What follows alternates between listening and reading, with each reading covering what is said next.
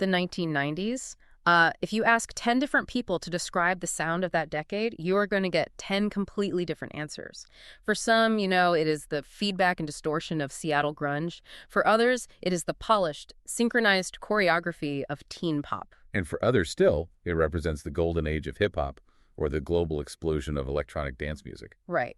Exactly. It is very easy to look back at the decade through this lens of nostalgia, remembering it as a simpler time before the digital revolution fully took hold. But if we actually analyze the musical landscape of the 1990s, simple is really the last word that applies. It was richly chaotic. It was a period defined not by a single unified sound, but by a fragmentation of culture. This allowed distinct, often contradictory scenes to flourish simultaneously. Yeah, we are moving away from the gloss of the 1980s. I mean, the glam metal and the polished new wave. We are entering an era of raw sounds, studio perfection, and unprecedented global expansion. It is accurate to describe the decade as a period of extreme diversification and transition. We observe the simultaneous rise of lo-fi indie rock alongside the most commercially manufactured pop in history. Which is fascinating when you think about it. The sheer volume of genres that achieved mainstream dominance is statistically significant. This ranges from the grunge movement in the Pacific Northwest to the pop factories of Stockholm, extending all the way to the exploding markets in Asia and Latin America. And there was a reason for that, right? The economics? Correct. This fragmentation was driven by a specific set of economic and technological conditions. The music industry was at its financial peak, fueled primarily by the compact disc boom. This gave record labels the capital to invest in a wider array of genres than ever before.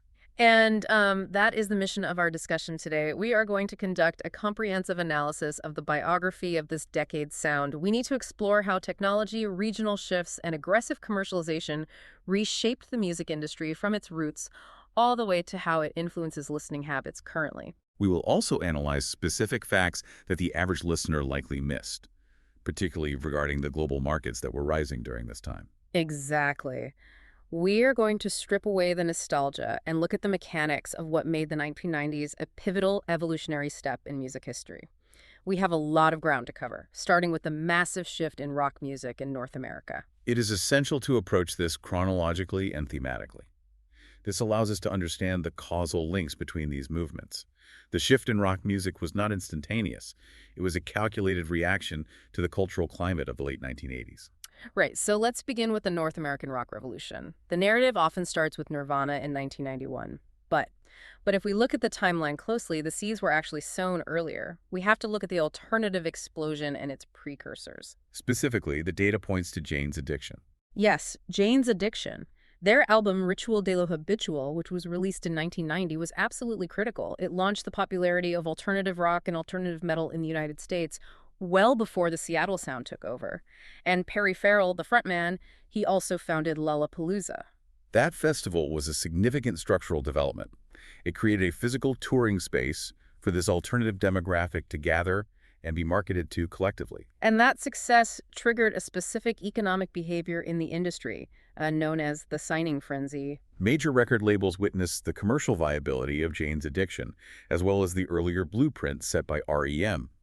Consequently, they began mass signing alternative acts. They actively courted bands like Dinosaur Jr., Alice in Chains, and eventually Nirvana. Because the industry was moving away from the hair metal model, it was becoming too expensive and, frankly, culturally stale. They were betting on the underground. They realized there was this massive, untapped demographic of youth who felt totally disconnected from the polished pop of the 80s. That financial bet yielded unprecedented returns in 1991. 1991. This is the year that changed the trajectory of rock music. We saw the rise of grunge.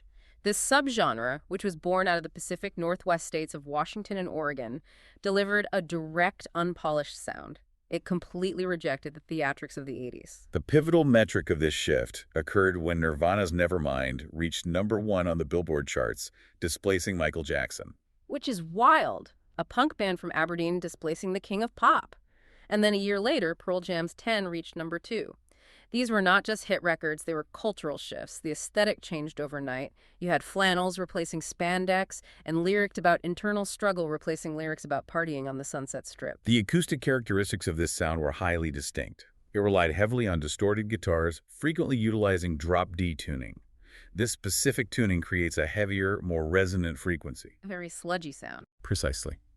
Furthermore, the lyrics were often angst-ridden or apathetic, which correlated strongly with the economic recession of the early 90s. However, longitudinal data shows that this market dominance was relatively short-lived in its purest form. Right. The decline of grunge began pretty early as 1994, really, with the tragic death of Kurt Cobain. You also had Pearl Jam encountering significant touring issues because of their battle with Ticketmaster over service fees. They refused to play venues associated with the company, which severely limited their reach for a time. And by 1997, Soundgarden had formally disbanded. The intensity of the media spotlight and touring schedules accelerated the burnout rate for these original acts. But the industry did not just let the sound die. There was too much money on the table. They adapted it. And this brings us to post-grunge. As the original foundational bands faded or dissolved, major labels began signing and promoting bands that emulated the visual and sonic aesthetic of grunge, but with smoothed-out edges. They wanted those distorted guitars, but they wanted them radio-friendly. They needed hooks. We are talking about bands like Bush, Candlebox, and Collective Soul. These bands took the sonic texture of grunge, but applied much more traditional pop songwriting structures to it. This was a highly successful commercial pivot.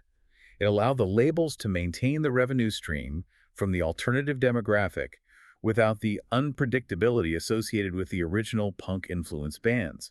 It is also where we see the transition of key figures, like Dave Grohl moving from the drummer of Nirvana to the frontman of Foo Fighters. That transition was vital for the genre's longevity. Grohl helped popularize the post-grunge format, ensuring that the sonic texture of the early 90s continued to generate revenue well into the late 90s and beyond. The Foo Fighters became a stadium-filling act by synthesizing the heavy energy of grunge with strict melodic consistency. While rock was getting heavier and more radio-friendly, there was another revolution happening in the punk scene. In the early 90s, punk rock was not considered commercially viable at all. No major label was touching it. But that changed in 1994. 1994 marked the year punk achieved mass market penetration in the United States. The commercial breakthrough was staggering. You have Green Day's album Dookie selling 10 million copies in the United States alone. That is diamond status for a punk record. Simultaneously, The Offspring released their album Smash on an independent label, Epitaph Records. That release sold over 14 million copies worldwide. Statistically, that established a new record for an independent label release. It proved definitively that punk could operate as a mass-market product without major label distribution initially. And this just opened the floodgates for what we call skate punk and eventually pop punk. The sound was faster, it was more melodic than grunge, and the lyrical themes were often about suburban boredom or teenage rebellion rather than deep existential angst. By the late 90s, the market saw Blink-182 releasing Enema of the State. This release shifted the sound toward a much more polished, pop-oriented production style. And briefly, we also saw the resurgence of older styles like ska. Third wave ska had a massive moment in the sun with bands like the Mighty Mighty Bosstones, Real Big Fish, and No Doubt all over the radio and MTV. It is structurally important to note that No Doubt and Sublime bridged the gap between ska, punk, and pop. This synthesis allowed for a much broader audience reach. Yeah, No Doubt's Tragic Kingdom was everywhere. It combined the upbeat rhythms of ska with new wave synths and massive pop hooks, all driven by Gwen Stefani's charismatic presence. However, consumer interest in third wave ska waned significantly by the end of the decade. The data shows it returned to operating primarily as a niche genre by the year 2000. Now, we cannot discuss North American rock without addressing metal. The 1990s saw metal fracture into several very distinct variations. At the start of the decade, thrash metal went mainstream. The primary catalyst for this was Metallica's self-titled 1991 album, which the market commonly refers to as the Black Album. It brought thrash to the masses in a way that had never happened before. They slowed down the tempos, they focused on heavy grooves, and they drastically improved the production quality with Bob Rock producing. Following that commercial success, the market saw the rise of industrial metal in the latter half of the decade. This was driven heavily by the popularity of Nine Inch Nails and Marilyn Manson. Right, and this subgenre incorporated synthesizers, samplers, and drum machines directly into the heavy metal framework. It created a colder, more mechanical aggression. It was a very distinct auditory shift from the traditional guitar-based drum setup. Concurrently, there was the development of alternative metal. This subgenre systematically blended funk and hip-hop rhythms with metal instrumentation. Bands like Red Hot Chili Peppers, Rage Against the Machine, and Primus were really experimenting with these fusions. Rage Against the Machine, specifically, combined leftist political activism with heavy riffs and rapped vocals. From a structural perspective, their output served as a primary precursor to the nu metal movement that would subsequently dominate the early 2000s market. Absolutely. So let's shift our focus to the second major pillar of the 1990s, the golden age of hip-hop and R&B.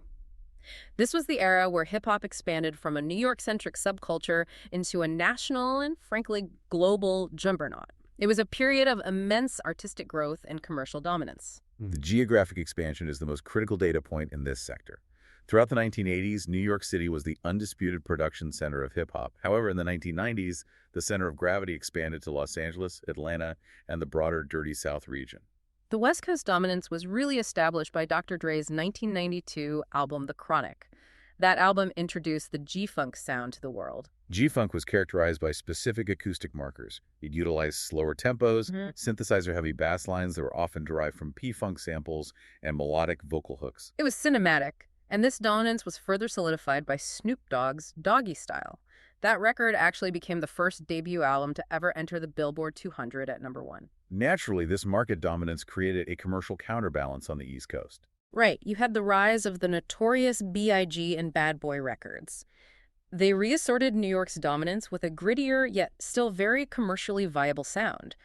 Biggie's Ready to Die combined complex storytelling about street life with very radio-friendly production from Sean Combs. This East Coast versus West Coast rivalry was not merely a media narrative. It functioned as a massive driver of sales and dominated the cultural conversation.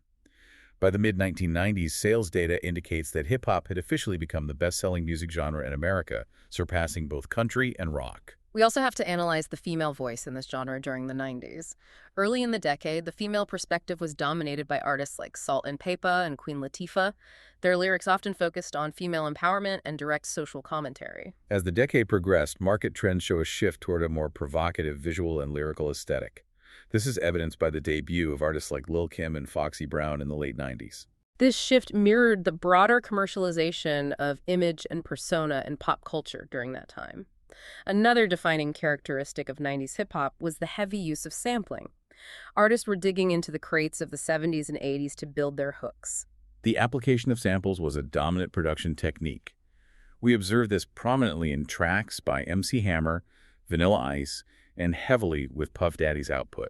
It was almost a way of celebrating the end of the century by going retro. You take a familiar bass line, loop it, and put a new vocal over it. However, it is important to note that as copyright laws tightened and legal precedents were established, the methodology of using samples had to evolve. This led to an increase in interpolations, where producers replayed melodies using studio musicians rather than lifting audio directly from the original masters. And this retro influence also heavily impacted contemporary R&B. This was the decade of the vocal powerhouse. The sales metrics here are quite extraordinary. Whitney Houston was certified as the best-selling female R&B artist of the 20th century based on her performance in this decade. Her vocal performance on I Will Always Love You, which is a cover of a Dolly Parton song set, a completely new standard for vocal proficiency in pop music. Her contribution to the Bodyguard soundtrack alone resulted in 45 million copies sold worldwide. Similarly, Mariah Carey was named the Artist of the Decade by Billboard. She showcased an unprecedented vocal range and demonstrated a unique structural ability to bridge traditional pop with R&B arrangements. R&B was also evolving stylistically on the production side. Michael Jackson incorporated New Jack Swing into his Dangerous album, working closely with producer Teddy Riley. But then we saw the birth of hip-hop soul. Hip-hop soul was a critical fusion. It combined gritty, synthesized hip-hop beats with traditional R&B vocal deliveries. Mary J. Blige and producer Sean Combs really pioneered this sound. It bridged the gap between the street and the church, giving R&B a much harder edge that appealed directly to the hip-hop generation. Consequently, by the mid-decade, we observed a counter-movement to this highly digital production style. This manifested as the rise of neo-soul. Neo-soul was a return to 1970s soul influences. Instead of samplers and drum machines, artists were utilizing live instrumentation. You had Fender Rhodes keyboards, live drumming, real bass guitars. Key artists driving the subgenre included D'Angelo with his album Brown Sugar, as well as Erykah Badu and Maxwell. And this all culminated in Lauryn Hill's The Miseducation of Lauryn Hill in 1998. That album sold 19 million copies and won 5 Grammys. It proved that socially conscious, organically produced music could still achieve absolutely massive commercial success. Now, while rock and hip-hop were competing for primary cultural dominance, our data shows two other major genres experiencing unprecedented growth. This brings us to Section 3 of our analysis, which covers pop and country music. Yes, the late 90s saw a return to highly choreographed, producer-driven pop music. We really had not seen anything like it since the days of Motown or the early Beatles. The primary catalyst for the late 90s teen pop explosion was the introduction of the Spice Girls. When they broke the U.S. market, they became the most commercially successful British group in North America since the Beatles. Their marketing strategy was brilliant. They assigned distinct personas to each member: sporty, scary, posh, ginger, baby. That segmentation strategy allowed a remarkably wide range of consumers to identify personally with at least one member of the group. Their massive financial success paved the way for a concentrated invasion of teen pop acts. This is where we see the boy bands take over. Backstreet Boys and NSYNC were precision manufactured to target Generation Y, who are the children of the baby boomers. They completely dominated the airwaves with tight harmonies and complex dance routines. But the trend extended beyond groups. The end of the decade saw the emergence of the solo teen star as a dominant commercial force. Britney Spears released Maybe One More Time, and Christina Aguilera released Genie in a Bottle. These were not just hit songs. They were massive commercial events that utilized the full power of music video television to reach their audience on a global scale. While pop music was capturing the youth demographic, country music was experiencing a market boom that shattered all previous industry records. The numbers regarding Garth Brooks are just staggering. The certification data confirms 113 million U.S. shipments for Garth Brooks alone. He fundamentally altered the genre's presentation by combining traditional honky-tonk songwriting with the visual performance style of arena rock. He brought pyrotechnics, wireless microphones, and this incredible high energy to country concerts. This attracted a massive suburban audience that had previously ignored the genre completely. The scale of country music in the 90s is often totally underestimated by people who operate outside of that genre. As further evidence of this scale, Shania Twain's album Come On Over became the best-selling album by a female artist in any genre, globally. She worked with rock producer Mitt Lange to create a sound that was polished enough for pop radio, but rooted enough for country radio. It was a perfect crossover product. We also saw the influence of line dancing with tracks like Achy Breaky Heart and Boot Scootin' Boogie. Those tracks functioned as interactive social tools, which helped transform country music consumption into a participatory, communal activity, further driving single and album sales. But this immense commercial success created significant tension within the genre itself. There was a very clear divide between the traditionalists who favored the older acoustic sounds and the pop country crossover acts. This internal industry tension is best exemplified by a specific advertisement placed in Billboard magazine. Right. Johnny Cash and his producer Rick Rubin took out a full-page ad. In the photo, Cash is prominently displaying his middle finger to the Nashville industry.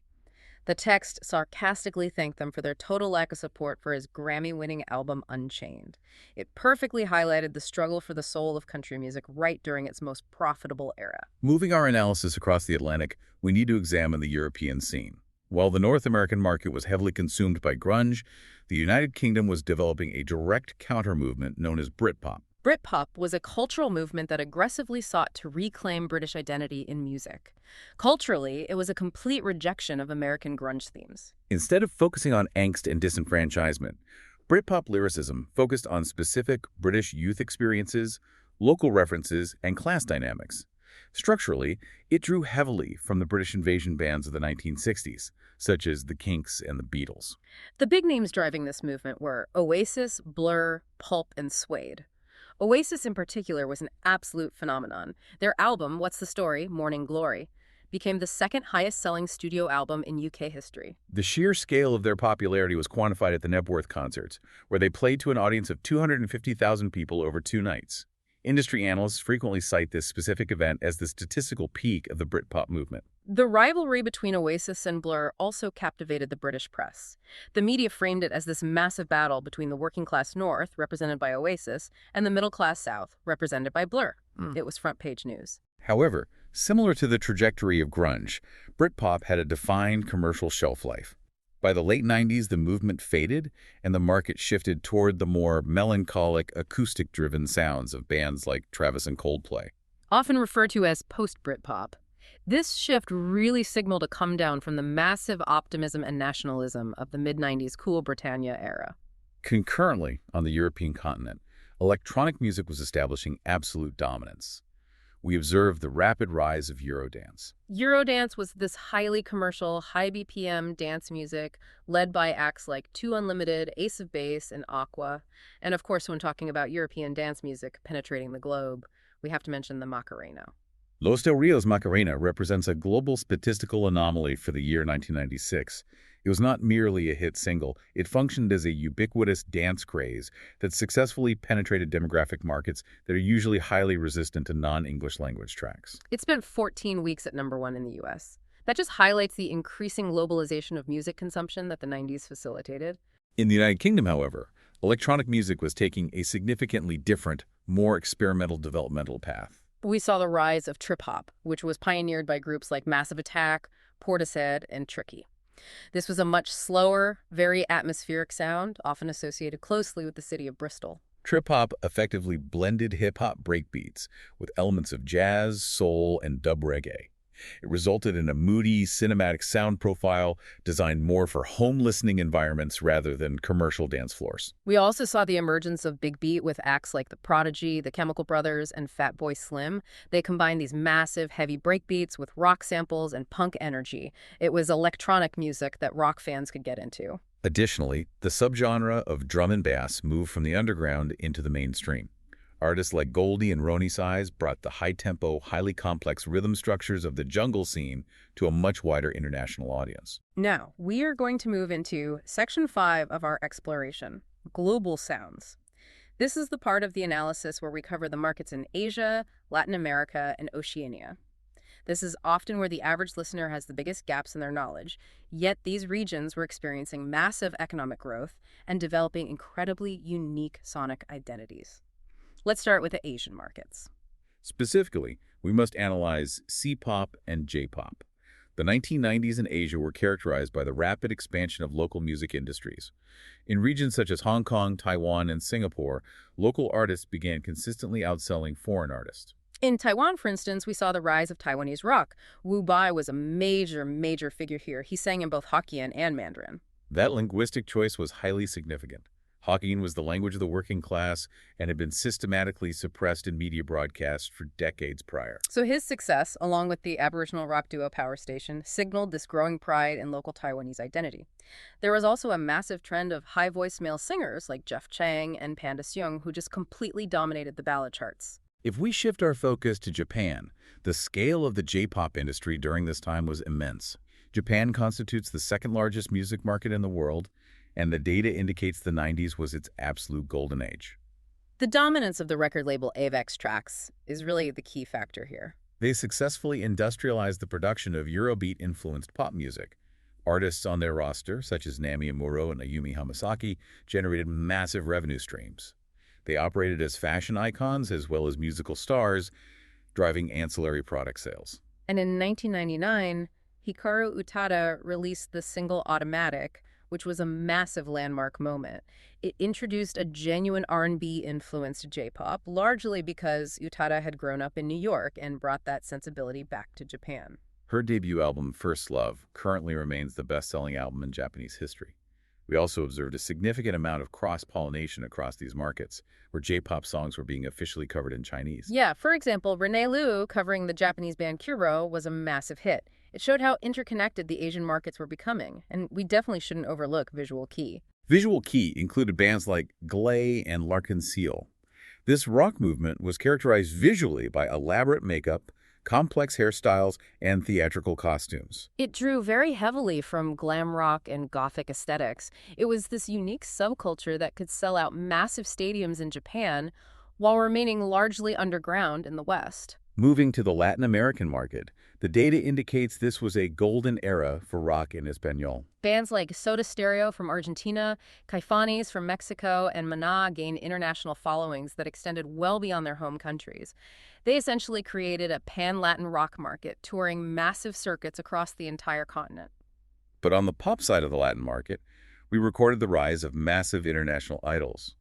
Luis Miguel successfully rediscovered and modernized the bolero, bringing a traditional romantic style back to the top of the charts and selling millions of records. And then you have the global explosion of artists like Shakira, Ricky Martin, and Enrique Iglesias. We also absolutely must discuss Selena. Billboard officially named her the top Latin artist of the 90s. She dominated the regional and international charts prior to her tragic death in 1995. She was on the verge of a massive English-language crossover that would have undoubtedly changed the pop landscape. And speaking of crossovers, Ricky Martin's performance at the 1999 Grammys is often cited as the primary trigger for the U.S. Latin pop explosion. He performed The Cup of Life. The kinetic energy and reception of that performance measurably changed the North American industry's perception regarding the financial viability of Latin pop in the U.S. mainstream market. Moving over to Oceania, the decade was marked by both massive success and profound tragedy. INXS, who were one of the biggest bands of the late 80s, saw a sharp decline in popularity in the 90s as tastes shifted toward grunge. This period of decline culminated in the tragic death of their lead singer, Michael Hutchence, in 1997. Additionally, Crowded House, another massive musical export from the region, officially disbanded in 1996. They held a farewell concert at the Sydney Opera House that drew one of the largest live crowds in Australian history. But there were huge successes out of Oceania as well. From New Zealand, the group OMC released How Bizarre, which successfully reached #1 globally. That track was quite literally everywhere in 1996. It perfectly blended pop production with traditional Polynesian strumming styles. In Australia, Kylie Minogue continued her massive success by constantly adapting her sound to the times. Furthermore, Natalie Imbruglia achieved a massive worldwide hit with her cover of the song Torn, which established itself as a staple of late 90s international radio formats. Finally, looking at Africa, we see the emergence of distinct regional genres that directly reflected the massive political changes of the decade. In South Africa, the end of apartheid and the subsequent release of Nelson Mandela led to a measurable cultural and artistic explosion. This environment gave rise to the genre known as Kwaito. Kwaito was this incredible mix of house music and traditional African sounds, but it was played at a much slower tempo than American house music. It was the defining sound of the township youth expressing their new freedom and identity. In Ghana, the artist Reggie Rockstone was actively fusing highlife, which is the traditional guitar-based music of the region, with American hip-hop. This created the genre known as hip life. This genre was vital because it allowed Ghanaian youth to participate in the global hip-hop culture while still maintaining a strong connection to their local musical heritage. And in Nigeria, Juju music, which blended traditional Yoruba acoustic elements with electric guitars and percussion, remained highly popular domestically with stars like King Sunny Ade. However, its global reach had declined statistically compared to the peak of international world music interest we recorded in the 1980s.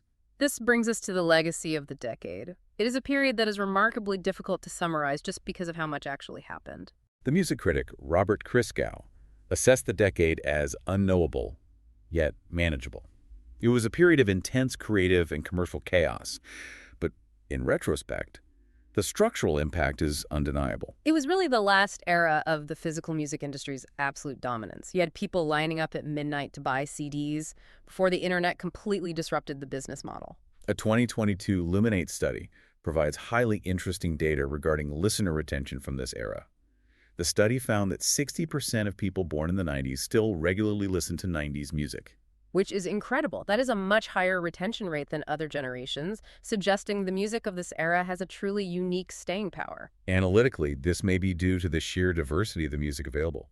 Because the industry was so profitable, there was a high-quality, high-investment version of almost every conceivable genre produced. The fragmentation of genres allowed for specific subcultures to flourish simultaneously. You could have skate punk, neo-soul, and trip-hop all peaking on the charts at the exact same time. The aggregate sales figures reflect this diversity perfectly.